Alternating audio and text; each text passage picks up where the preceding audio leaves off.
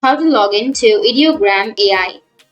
So if you want to log into Ideogram AI, then first you need to open up your browser, any browser that you're comfortable with. And I'm here with Chrome browser. What you need to do is simply go for the search once you open your browser and search for Ideogram AI.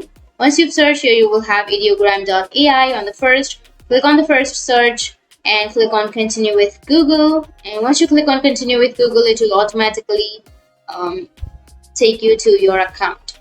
So you just need to enter what you want to create. So for example, I'll be choosing photo and hit the enter. And once you enter the photo, now you just need to wait for 25-26 seconds. And here you will have your photos. So you just need to click on any one of the photo and here you will have your photo.